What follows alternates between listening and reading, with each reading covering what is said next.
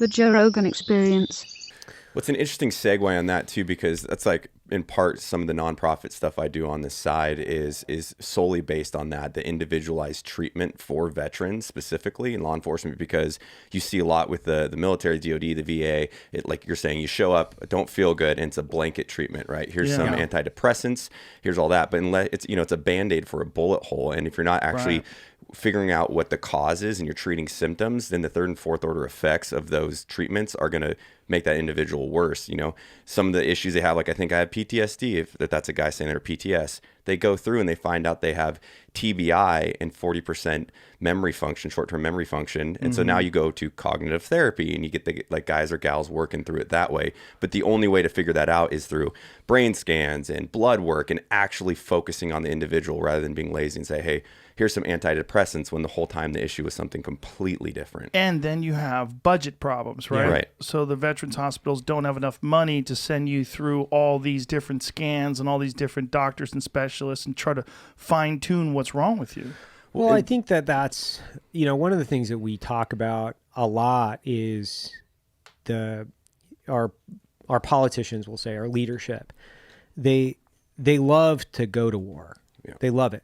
Like, hey, how many times can we send more guys to war? How many countries, and I'm a participant in that endeavor, by the way, right? I've invaded Iraq.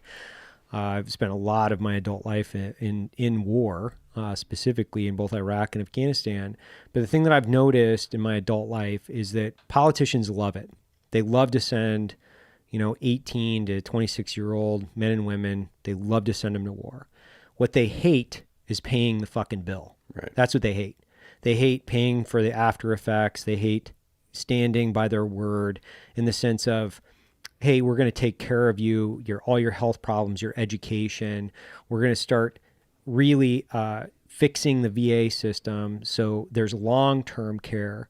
What most veterans that I know, what they have to do is they have to continue to lobby the government over and over and over for them to prove that what's happened to their body is connected to their service. But the issue that I continue to see is that this is a lack of one, it's a lack of experience from our politicians. They don't quite understand what war is and the long-term effects on individual soldiers.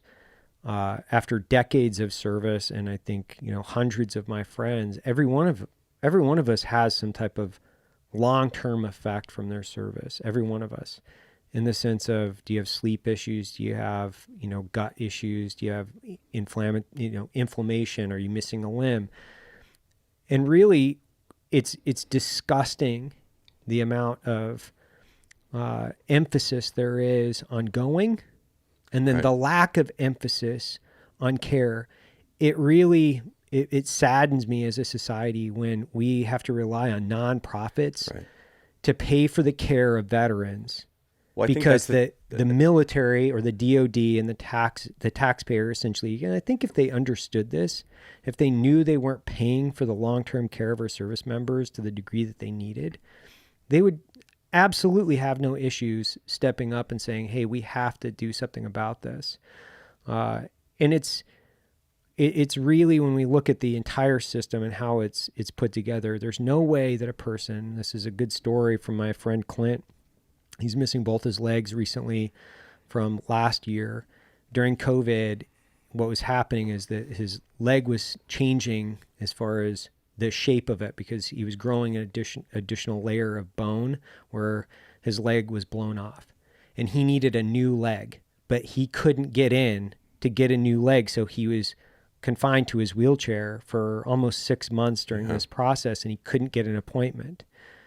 There's no reason why that should happen. Yeah, it's unacceptable. There's literally zero reason. We can't have the largest transfer of wealth from a taxpayer into the military-industrial complex in modern history without zero ethical argument as far as our entire political system, and then not continue to care for our veterans. There's just no way that we can do that as a society, because I think ultimately that defines us and who we are collectively, and it's not a good grade. Well, there's a long history of the United States doing that. Remember when people were coming back from the first Gulf War and they were having all these issues with radiation because they used that what is depleted uranium Yeah. rounds, Yeah. and they kind of denied, first of all, that they used them. They denied that this effect was related to that, and then birth defects and all sorts of like weird radiation sickness issues that people were having. They were calling it Gulf War syndrome, but they did their very best to not take care of these people. Exactly. Well, you look like from Agent Orange in Vietnam, Vietnam. and the long-term effects of that, and all the studies and research that's coming out right now with the burn pits,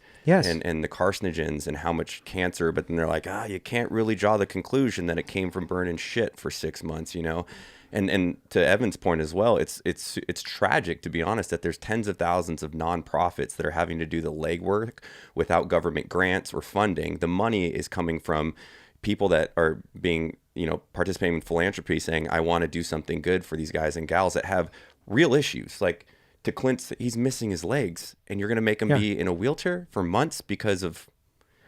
For me, that's just absolutely unacceptable, and there has to be change. Well, about the story you were telling right before the show, Mary. about your Mary. friend who lost her arms. Yeah. Explain that.